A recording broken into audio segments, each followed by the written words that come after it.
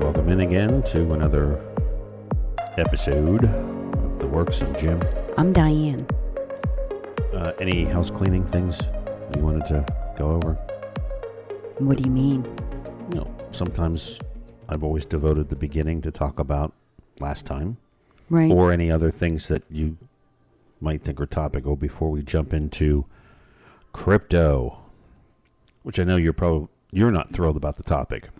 Well, I don't know enough about it, so I'm excited to get into it because I'll be learning something new, and yeah, Well, it's always a good thing. Well, okay, so I'm not an expert, and quite honestly, I think there are several pieces of it, and maybe we can,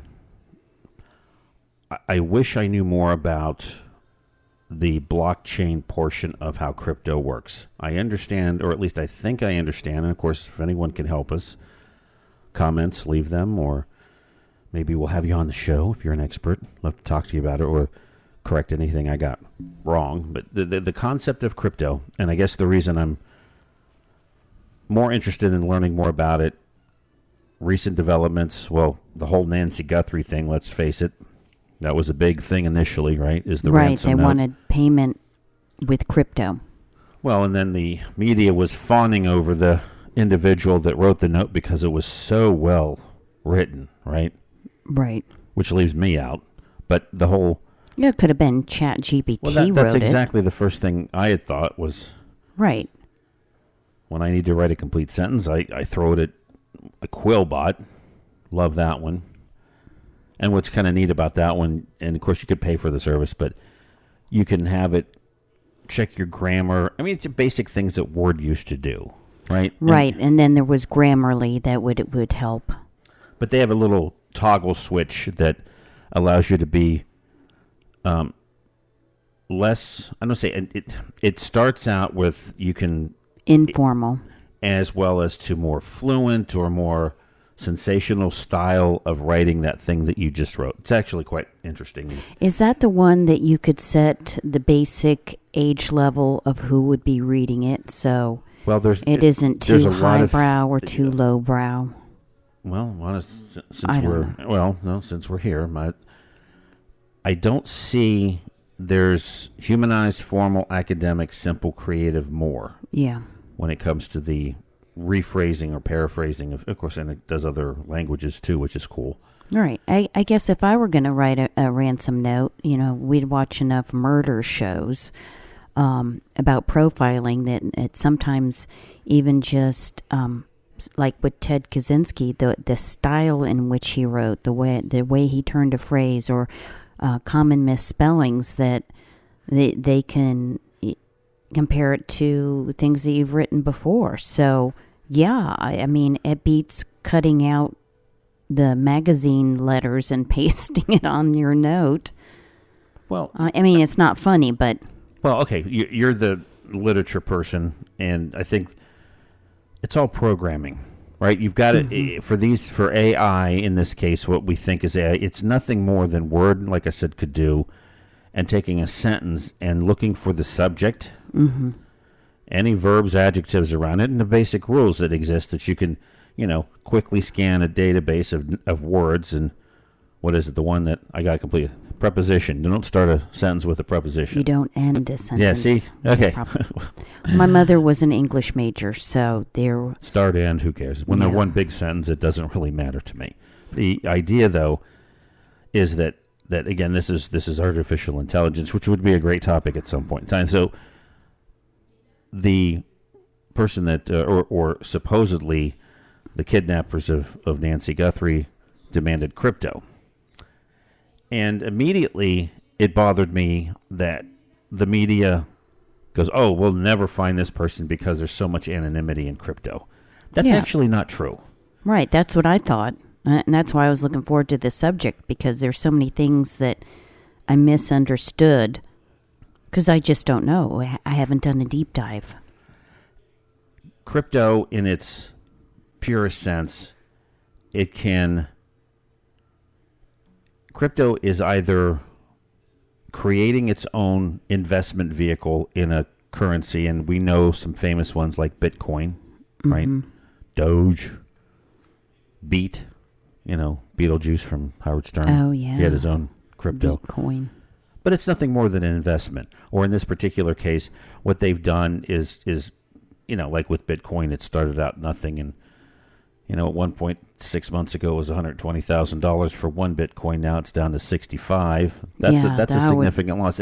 But my point is that crypto isn't anything without the actual blockchain network that it trades on, or that is a ledger to its transactions. And that's where, for me, the disconnect occurs, is the concept of the blockchain and the network that crypto has to be on is confusing.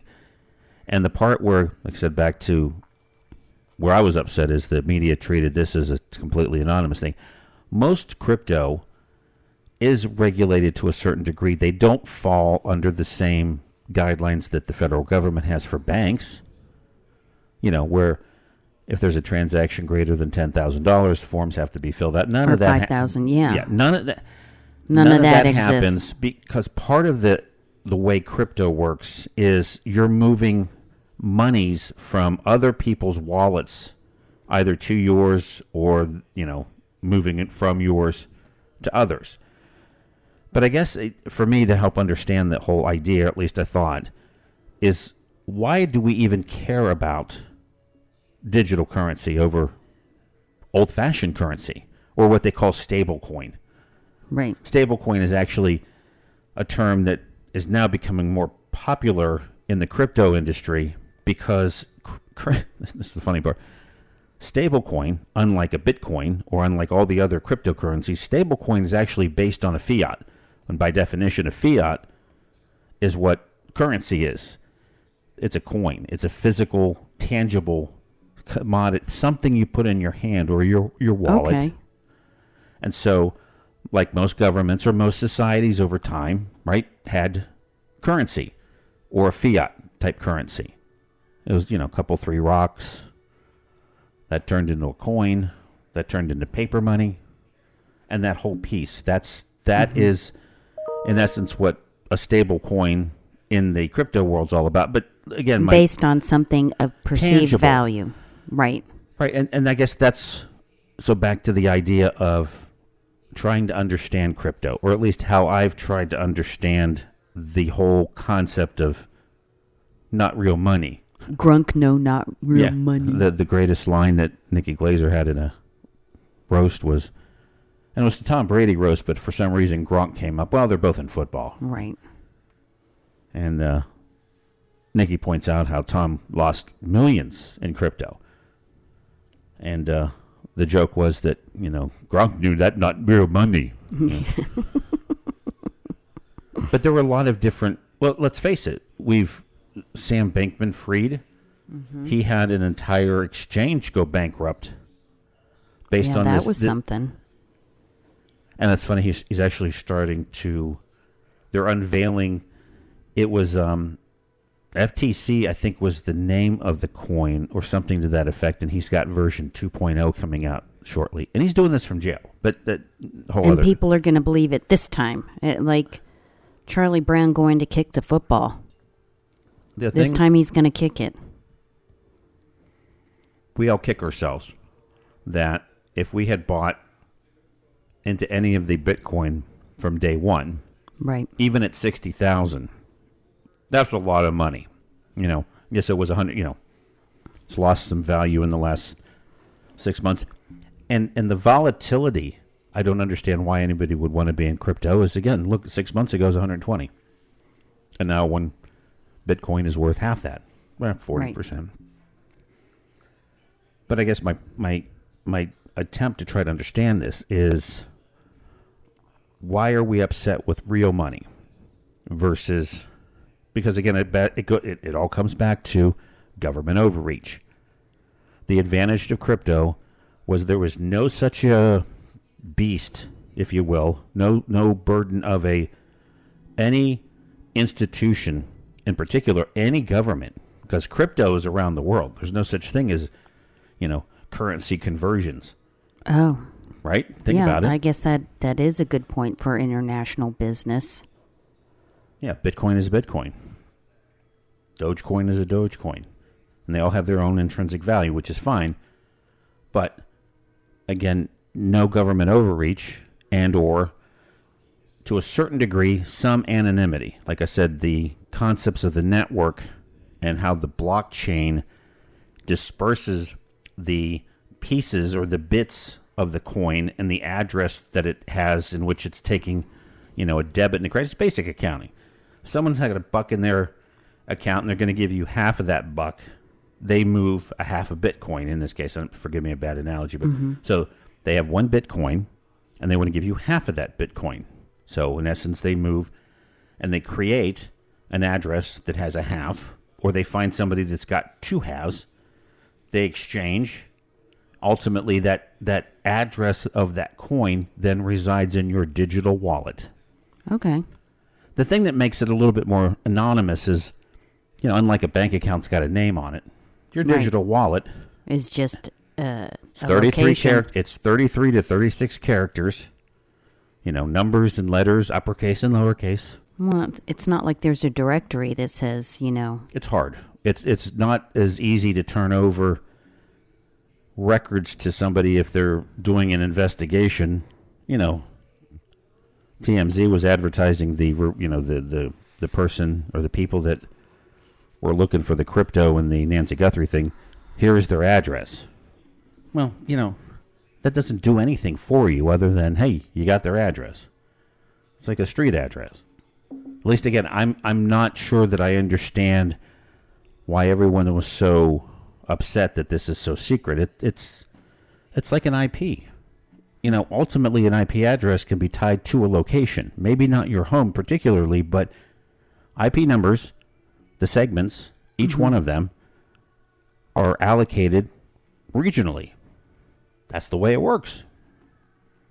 Anyway, so this whole idea of moving away from real money, right? Which then made me think of the whole thing recently. And this will tie together, believe it or not.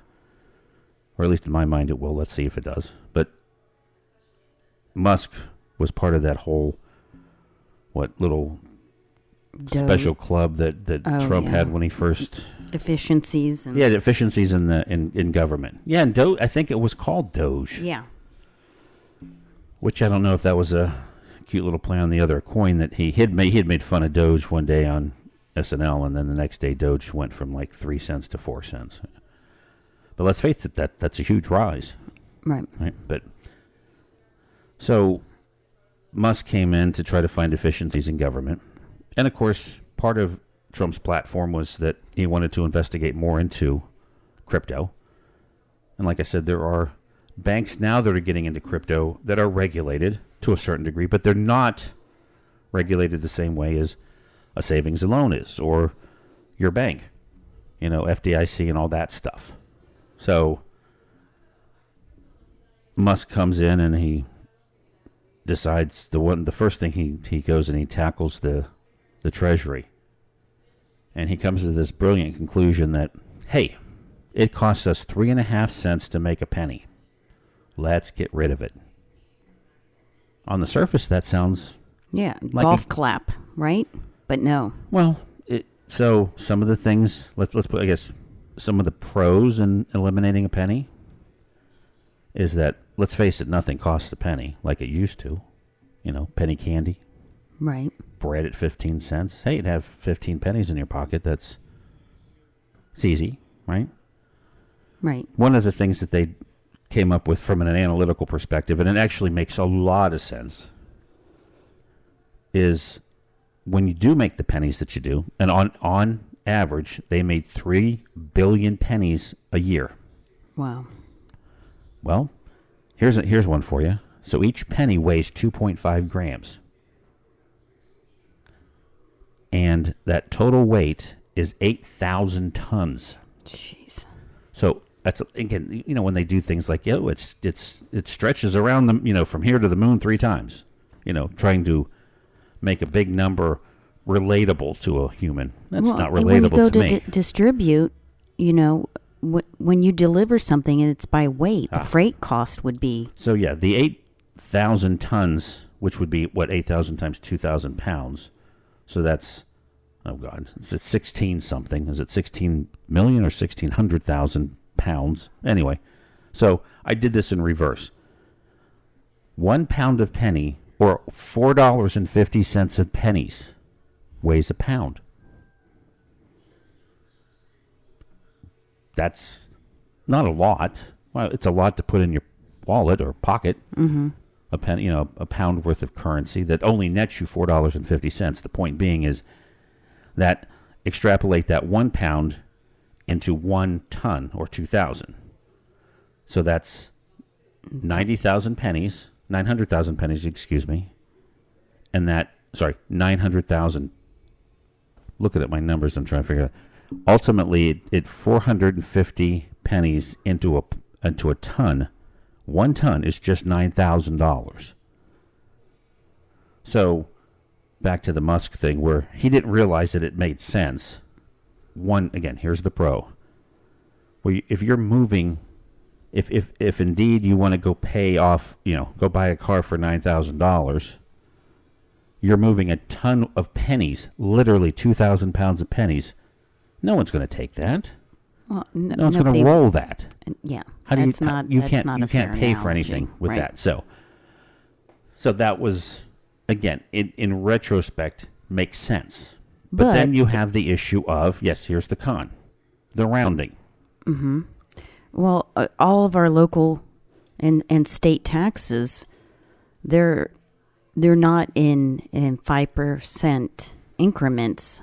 We have a 7% sales tax. If you pay for something in cash and you don't have pennies, if it's $1, it's supposed to be $1.07. If you don't have pennies, do you round up? Do you round down? Who gets less money? People that pay cash, if it's rounding up, they're at a loss. They're being penalized for using cash. Real money. Right. So, yeah, or is it the store loses money, or does the government lose the money? When you round down, the government is just going to be fine that, it's okay, I don't need those 2 cents. So here's the thing. It's not like, again, our money is a whole dollar and then 2 decimal places to the right, 2 places to the right of the decimal, or in essence where we've come up with the penny. And again, makes perfect sense. Our currency denominations were based on the fact that we had 1 cent or 1/100th of a dollar, which is a penny, right? A nickel, a dime, and a quarter. Of course, there was a $half too. There still is, but nobody really uses them. And that dollar coin, what the hell happened to that? That was, remember, the reason for that is because the paper dollar wears out so quickly. But then you go back to weight, but half the time when you use those the coins, you try and give a cashier a Sacagawea, they're like, I can't take this. Well, it's real currency. We've had people, it's hilarious that they look at American currency and they can't accept because they're just not used to seeing it, which is fine. And everybody pays with cards, or it was fun giving $2 bills and. They think that's fake money. But anyway, back to the rounding issue. Mm-hmm. So the rounding issue, like you said, really only affects those paying in cash. Cash money. We're not getting rid of the hundredth, currency. Decimal point. Because again, you're buying something. If you use electronic means of paying, a debit card. Well, hell, crypto is 9 places to the right of the decimal. But we'll again get into that later. But so the issue with getting rid of the penny, a lot of concern from those liberals that, this is going to affect the poor because most of them pay with cash. So you get rid of the penny, and this is where there's still been no direction from the government, much like the pandemic that we had. The government had no idea what to do or what to tell us to do, making it up as they went along. Same concept with rounding is they're not sure if they're going to do what the post office does, what we learned in school, 1 to 4 you round down, 6 to 9 you round up to the nearest. 5 and up you round up. Yeah, so if it's 1 cent to 4 cent, you round it to Down. nothing. Right. So in that case, hell, that means you're getting something for nothing. If there was penny candy, but $1 worth of transaction with tax is $1.04. But you only pay $1. Right. Who gives the government the 4 loses cents? that 4 cents? Right. Or the other way around is if it's $1.05, it's $1.10 now, and you just taken 9 cents from somebody. Or I'm sorry, or 5 cents, 6 cents, depending on the rounding, right? Right. But there's confusion around how to round. It's rounding to 5 cents instead of rounding to a whole number. So that I'm is just different. saying, Yeah. right, what the post office has decided. Of course, the post office is around not to make money. That is literally. I mean, that's their charter. They just need to get by. They're a service. Yeah. Right. Provide. And so, retail has said they can't do that. So 1 and 2 cents round down to a whole. 3 and 4 round to the half to 5 cents. To 5 cents. So to your point now, so with that in mind, now that we've gotten rid of the pennies, you would need more nickels. You'd need more nickels. Yeah, that makes sense. Here's the funny part, and they didn't think about doing this, but the nickel costs almost 14 cents to make. Oh my God! They should just get rid of the nickel. Should have gotten rid of both of them, really. I guess if you go from, but Well, then you're dealing with rounding again from a currency perspective. So how do you solve this? Do you give everybody a crypto wallet, and you pay them in crypto? So how do you solve that problem? I don't think we, as a nation, would want that somebody else is in control. I mean, we already do that anyway because, our money is already tied up digitally in banks. We don't have. It's not like everybody has a safe deposit box with cash and coins in it. It is all electronic, but I mean, just to go completely. So again, back to the question I asked, and we're trying to help understand crypto more. I don't want to get into how crypto, again, from the concept of, it's 33 characters. There's the guy that invented crypto. Each position to the right of the decimal is called his last name. Kind of cool, right? But to me, it's more of, I want to understand the why if we're getting into this, right? This goes all, again, back to a whole, a digital world. Mm-hmm. And, and you'll see where I kind of trying to tie this back. Because if you think about money again, whether it's, fiat, physical money that we have in our hand, the idea of money, what is the idea of money in any society? It's to buy. Yeah. It's barter, it's goods and services. Mm-hmm. But if you think about the crypto thing and that it's all digital anyway, it's got to come from something, right? Is it not coming from money, real money, or tangible? Precious metals or two rocks or two. Well, but that's just it. In our modern society, money is no longer based on anything tangible. Used to be. Right. There was gold standard, then the silver standard. But then that went away. Yeah. And most other governments, don't have that standard. I mean, so what does a piece of paper really mean? Well, again, it's intrinsic value. For whatever reason we determined, or at least in our mind, a precious metal is worth something, right? People mine for gold. People use their metal detectors on beaches to look for, treasure. And that is because, again, the metal is, in our minds, a value. Mm-hmm.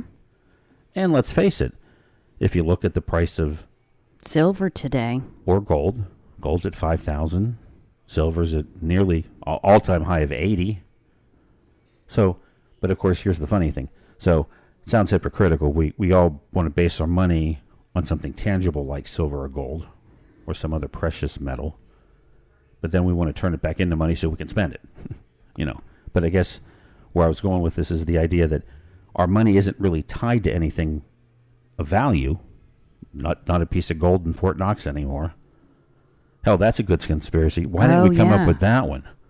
Good conspiracy theory. Where's all the gold at anyway? Right. When did it leave Fort Knox? And where did it go? Yeah.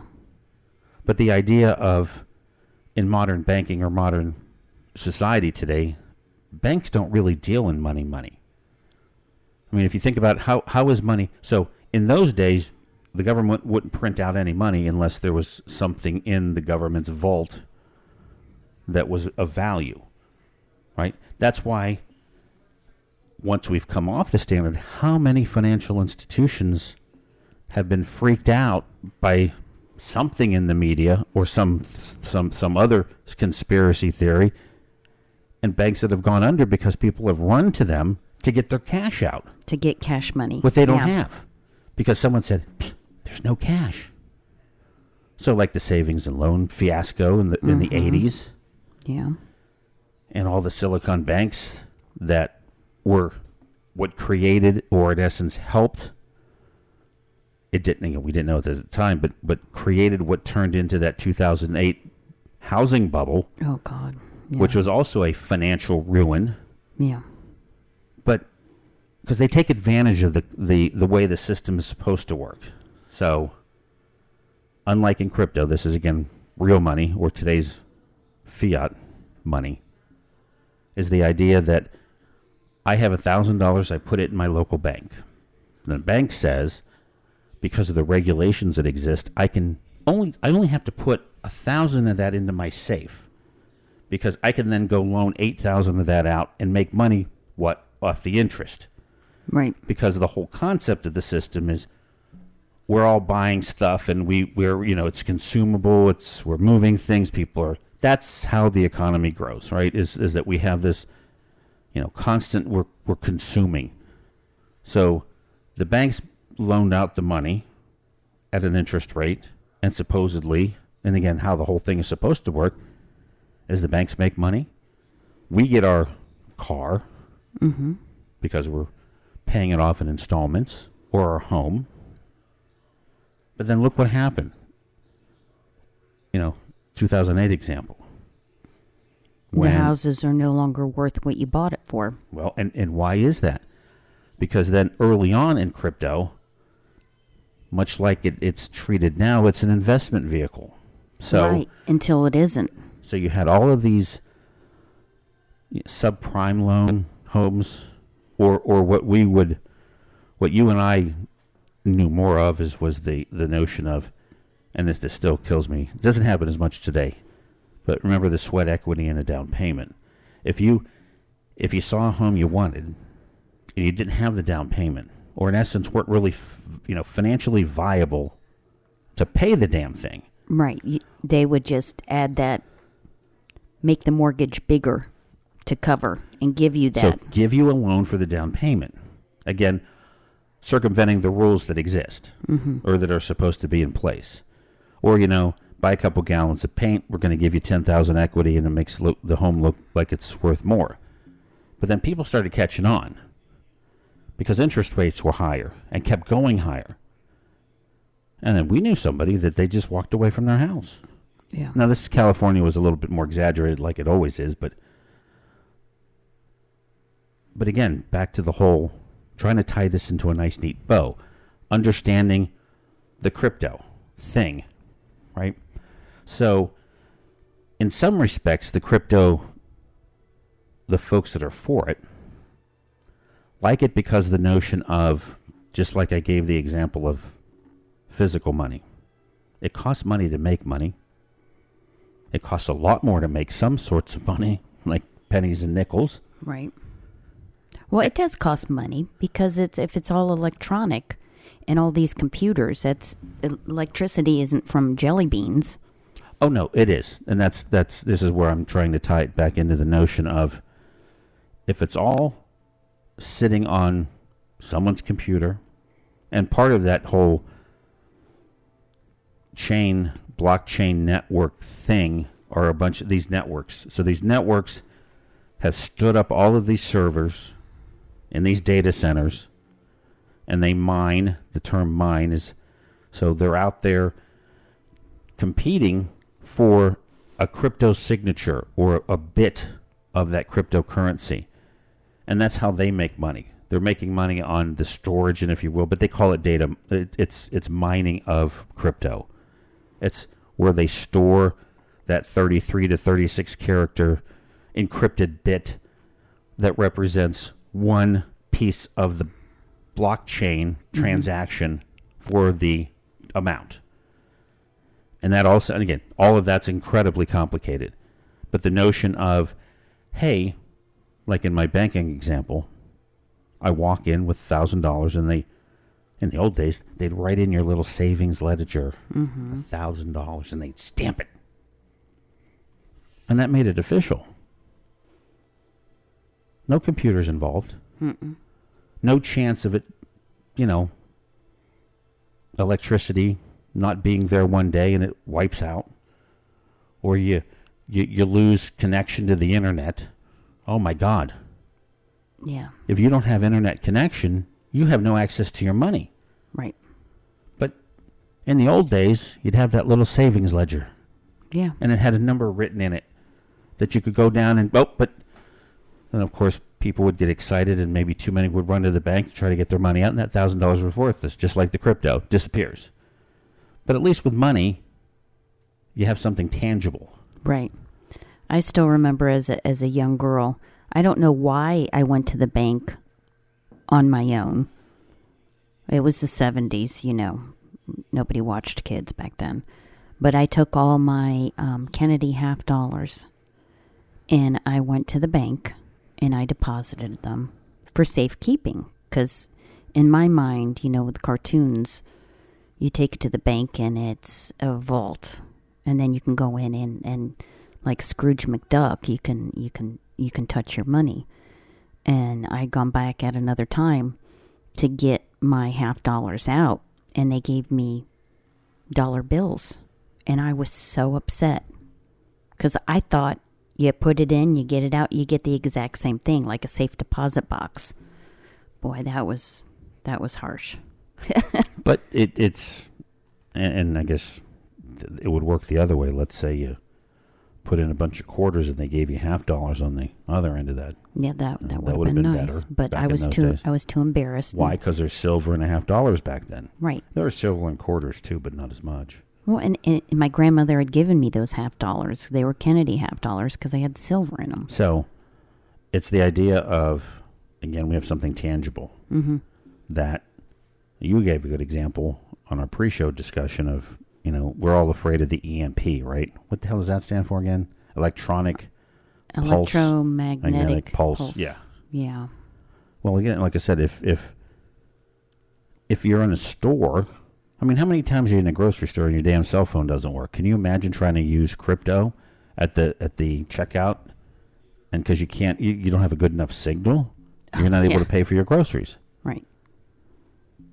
But the idea of, again, tangible versus intangible money, and the notion where you were going, because again, I gave away the bow at the end of this discussion, is that we think that money costs money to make, but it also, don't forget, it costs a lot of money, and actually it costs a lot of other things. Electricity, again, isn't from jelly beans, and the electricity used for one Bitcoin or one crypto transaction on average per day is $11 of electricity used. What? To maintain one blockchain of digital currency. Oh my God. $11. That's not free. That's not free.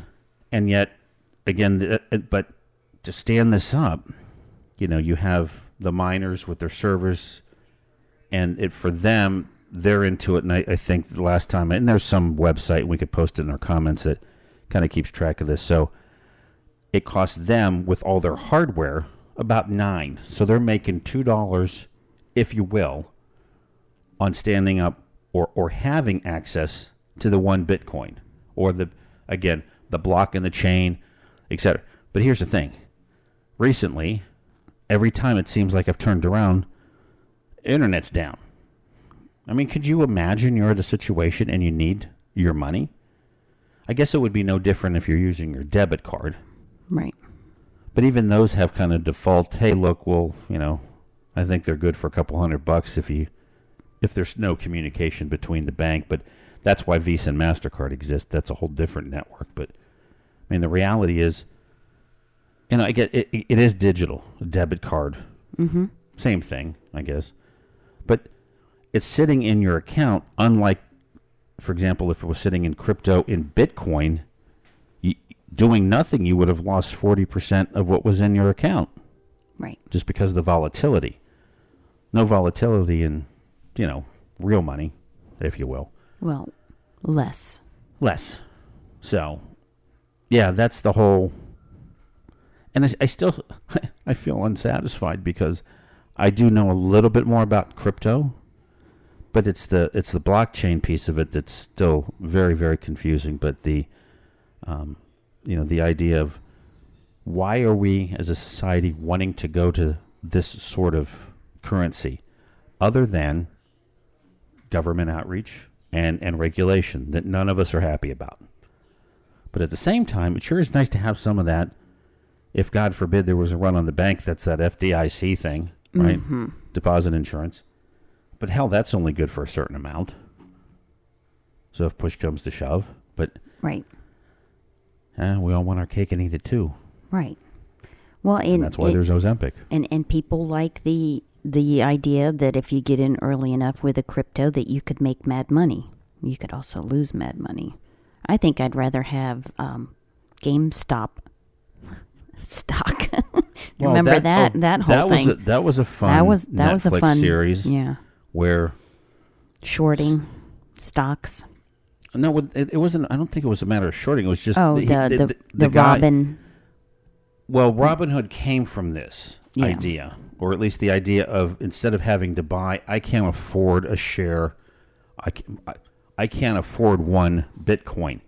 So Coinbase, Robinhood, all of those allow you to buy fractions of fractions of fractions of a Bitcoin.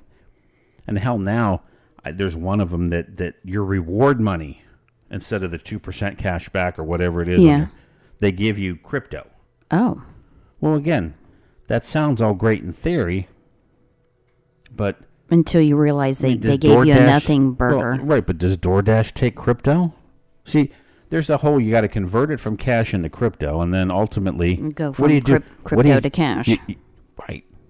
It'd be different if we are all doing it. But hell, you look at this, history of the United States, how there were currencies for each state. Mm-hmm. I don't know. It's just, so the crypto thing, like I said, pros and cons. I just think it's interesting why there are arguments for it. And ultimately, especially from a cost-basis perspective, it's not much cheaper. If anything, it's going to start to get expensive. When is that going to switch? And then, Lord, having access to it if, all of a sudden the internet's gone for, a day or two. Especially in, these areas that get hit from, storms. Here's a good example, right? Natural disasters. And you're out for, no electricity and then no cable or no internet for a couple, 3 days. And what do you do? I guess that's why we got to start stuffing our mattresses again with cash. Hey, why not? But not here. We're not doing that. It would take some to have to. You got to have a lot. Yeah, true. That money tree isn't growing in the backyard. Well, we all I got to get on that. Yeah, and the way we sleep, I think it probably would keep you up because you're too sensitive to changes in sleep things. So that's crypto. I do want to. I think AI would be a fun topic to.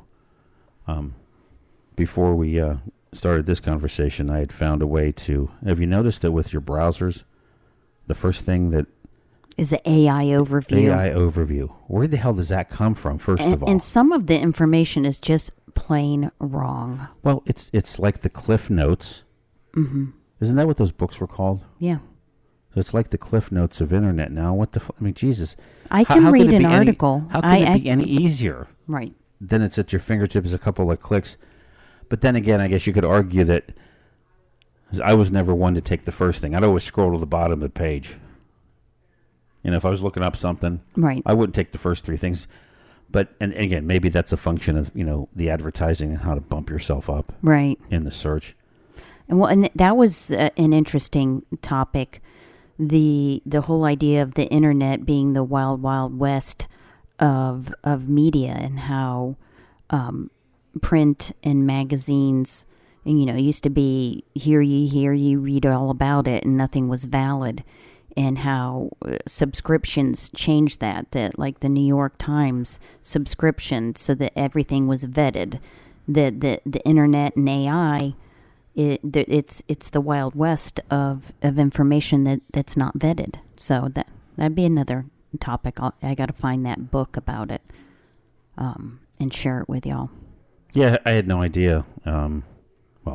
And clicks and views don't mean anything. And you discovered this through We Homeschooled, and that's a fun topic. Part of it was We Homeschooled for the fact that Common Core. Well, that and the reality is, and you've uncovered this, and this was part of the rationale, and not everyone learns the same way. No, they don't. And nor you can expound on what you've learned in more ways than just, multiple choice tests or, fill in the blank. There are other ways. Maybe do an interpretive dance. I'm kidding, but like you said, there's those that have to read, those that need to read about it first, and those that want to do it. And there's no harm in failure if you're doing or trying to learn something a couple of dozen times, and it goes. There's always a different way to present it. It doesn't mean you don't know how to do it. It just means it hasn't presented to you in a way that you understand. Well, and it was also, I hate to say, and we talked about this recently, that the public school systems fail us so many ways now that again, the cost of extracurricular activities, organized sports from the schools, almost gone, right? And it was funny, we were driving the other day, it dawned on me, I think, one of the big reasons was many school districts don't own their own buses anymore. So how do you get kids to and fro an away game? I think that's part of what, cause and effect, right? You get rid of your buses or your transportation, and now you can't take kids to and from. But my point is that, like with learning, the fact that you were not exposing your students to as many things as you could, back in the day, they had vocational education, and of course, what's been the worst thing that people are not? There are not welders and electricians and plumbers, and that's the shortage, right? Because we've all been indoctrinated that you need to be a lawyer, doctor, or fireman, and there's plenty of those. Hell, there's a surplus in many cases. It's the vocations that, and why is that? Because we weren't teaching that. Well, hell. All right, go one further. This is a fun discussion. The whole notion of what we taught and why we taught it really stems from the fact that we wanted to beat the Russians to the moon. Which I don't think we went. Well, we talked about that. No, remember the reality of it. We taught calculus in school because we wanted scientists to do what we, in our ultimate goal is to get to the moon. Right. Back in the 40s. Another topic. I'll write it down and then promptly forget where I wrote that piece of paper. But that's why maybe we should just keep going. Yeah. And see, where we. But where we crypto. Land. Okay, so I was going to say write that down because there was a whole bunch of good stuff, or at least in my mind there was. So maybe 8. So maybe until next time. This is Jim. I'm Diane. And you've been listening to The Works.